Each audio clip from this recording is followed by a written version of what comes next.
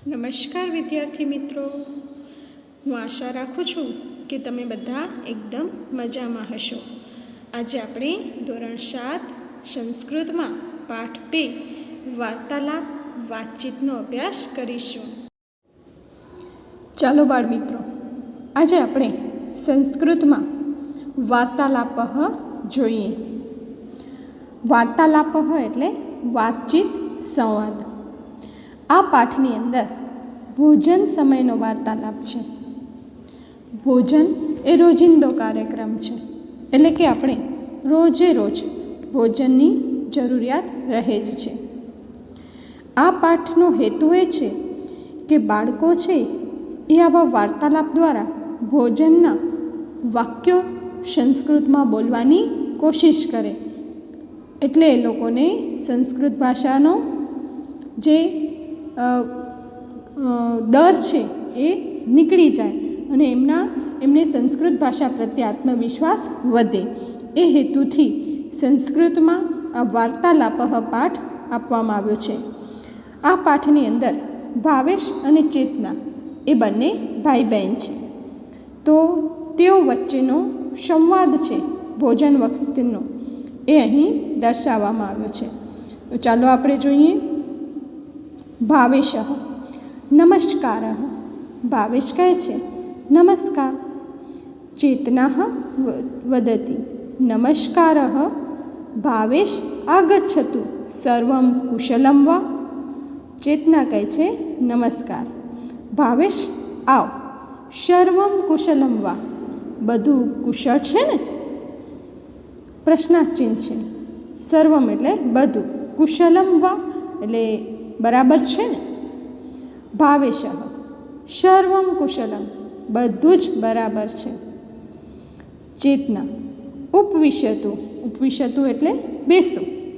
જલમ સ્વીકરોતુ, પાણી લો. સ્વીકરોતુ એટલે લો, સ્વીકાર કરો. ભાવેશ વદતિ ધન્યવાદ, આભાર. ચેતના ચાયમ કોફી વા. ચાય કે કોફી એટલે ચાય પીસ કે કોફી પીસ. ભાવેશ વદતિ કિમપી માસ્તુ, કંઈ પણ નહીં. કિમપી એટલે કંઈ પણ, માસ્તુ એટલે નહીં, કંઈ પણ નહીં. ઇદાનીમ ભોજનમ આવશ્યક. ઇદાનીમ એટલે અત્યારે, ભોજનમ આવશ્યકમ કે ભોજન જરૂરી છે. ચેતના ભોજનમ સિદ્ધમેવ અસ્તિ, આસન ગ્રહણમ કરોતુ. ચેતના કહે છે ભોજન તૈયાર જ છે. સિદ્ધમ એટલે તૈયાર જ છે. આસનમ ગ્રહણમ કરોતુ એટલે કે આસન પર બેસો. ભાવેશ વદતિ કૃપયા પરિવેશેતુ. ભાવેશ કહે છે કૃપા કરીને પીરસ. પરિવેશેતુ એટલે પીરસ. ભોજને કિમ કિમ અસ્તિ, જમવામાં શું શું છે? ચેતના વદતિ યાદ રાખજો, હવે ક્યારેક તમને તમારા ઘરે બોલવું હશે તો કામ આવશે.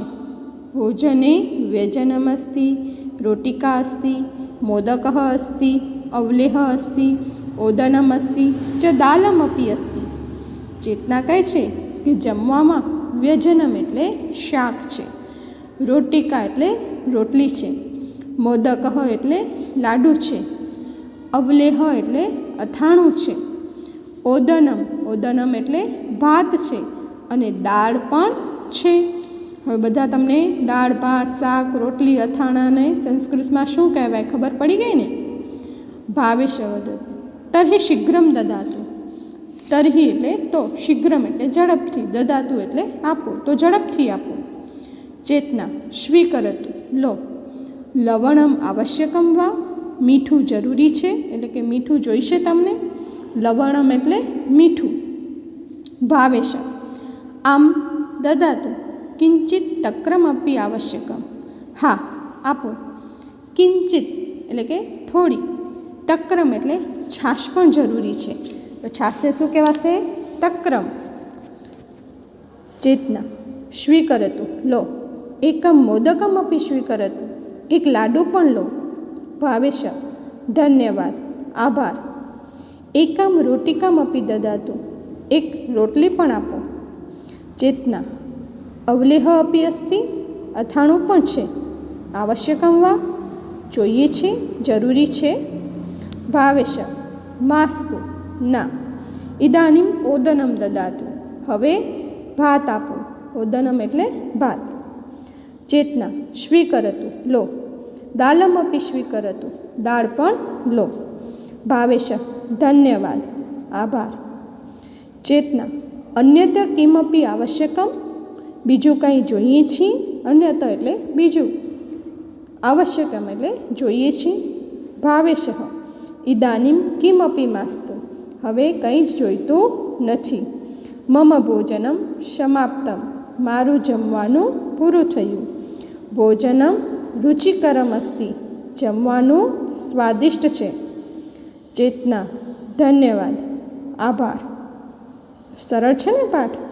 કેટલા બધા તમને સંસ્કૃત નામ જાણવા મળ્યા. તમે જેને ગુજરાતીમાં રોજબરોજ જમવામાં બોલો છો એને સંસ્કૃતમાં શું કહેવાય એ તમને ખબર પડી ગઈ. હવે તમે બધા જ આવા નાના નાના વાક્યોનું સંસ્કૃતમાં આદાન પ્રદાન કરશો. ત્યારબાદ ટિપ્પણ છે એ તમારે લખી લેવાના છે. પછી છે ઉદાહરણ અનુસાર વાક્ય બનાવો. હવે ઉદાહરણ અનુસાર વાક્ય જુઓ તો ભોજનમ સિદ્ધમેવ અસ્તિ, એટલે કે જમવાનું તૈયાર જ છે. તો એવી રીતે આપણે ખાલી જગ્યાની અંદર દરેક વાક્ય બનાવવાના છે. તો શું બનશે? ચિત્રમ સિદ્ધમેવ અસ્તિ, દાલમ સિદ્ધમેવ અસ્તિ, વ્યજનમ સિદ્ધમેવ અસ્તિ, ચાયમ સિદ્ધમેવ અસ્તિ અને ઓદનમ સિદ્ધમેવ અસ્તિ.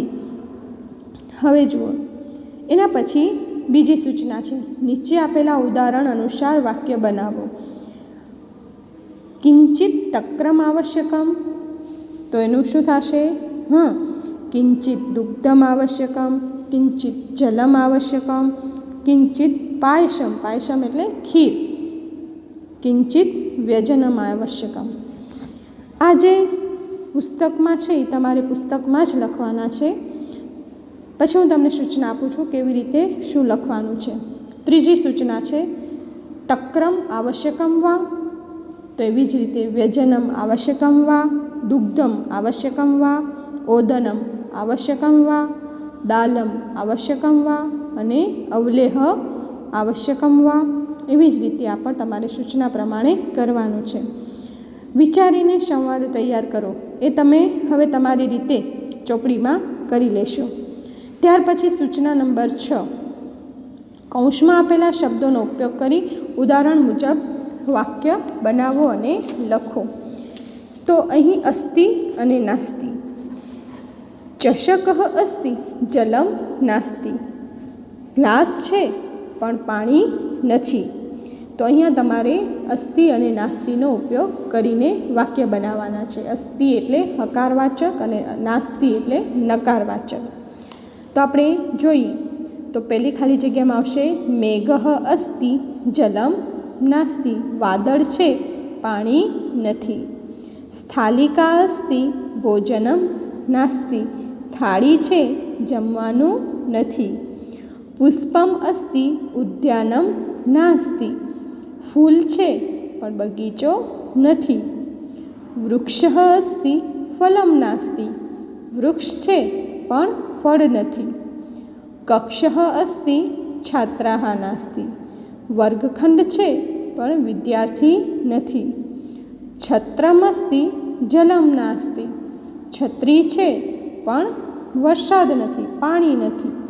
તો આ વાક્ય છે એ તમારે પુસ્તકમાં લખવાના છે. ફરીથી આપણે જોઈએ તો આ પાઠની અંદર તમારે શું નોટબુકની અંદર કરવાનું છે. તો સૌથી પહેલાં તમારે પાઠનું જે ભાષાંતર છે એમાં તમારે સંસ્કૃત લખવાનું નથી. સીધું તમારે પાઠનું નામ લખી અને તેનું ગુજરાતીમાં અનુવાદ કરવાનું છે. ત્યારબાદ તમને ટિપ્પણ લખવાના છે. ત્યાર પછીની જે સૂચના છે પહેલી, બીજી અને ત્રીજી એ સૂચના તમારે ચોપડીમાં જ કરવાની છે અને ચોથી સૂચના પણ તમારી રીતે ચોપડીમાં કરવાની છે. ત્યારબાદ જે છઠ્ઠી ને છેલ્લી સૂચના છે એ તમારે પહેલાં ચોપડીમાં કરવાની છે અને પછી તમારે નોટબુકની અંદર કરી લેવાની છે. આ પાઠની પ્રવૃત્તિમાં તમારે એક સરસ મજાની ગુજરાતી થાળીનો ફોટો ચોંટાડવાનો છે અને તમારે દાળને શું કહેવાય, ભાતને શું કહેવાય, છાશને શું કહેવાય, અથાણાને શું કહેવાય, તો એ તમારે સંસ્કૃત અને એનું ગુજરાતી લખી લેવાનું છે. એના પછી તમને આ વિડીયોની સાથે હું વધારાના પ્રશ્નો મોકલું છું, તો એ પણ તમારે તમારી નોટબુકની અંદર લખી લેવાના છે.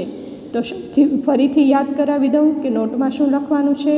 તો પાઠનું ભાષાંતર લખશો, ત્યારબાદ ટિપ્પણ લખશો, ત્યારબાદ સૂચના નંબર 6 એ તમારે નોટ અને ચોપડી બંનેમાં લખવાનું છે અને વધારાના પ્રશ્નો આપું છું એ લખવાના છે અને તેની સાથે એક તમારે સરસ મજાનું ગુજરાતી થાળીનો ફોટો ચોંટાડવાનો છે. તો સમજાઈ ગયું બધાને? જો તમને ગુજરાતી થાળીનો ફોટો ન મળે તો તમને સરસ મજાનું જે વસ્તુ તમને દોરતા આવડતી હોય તો એ દોરી અને તમને એમાં રંગ પૂરી લેવાના છે. બરાબર? બહુ કંઈ અઘરી પ્રવૃત્તિ નથી, પણ તમે સરળતાથી કરી શકો એવી પ્રવૃત્તિ છે. તો આ પ્રવૃત્તિ તમે કરી લેશો. તો બધાને સમજાઈ ગયું હશે એવી હું આશા રાખું છું.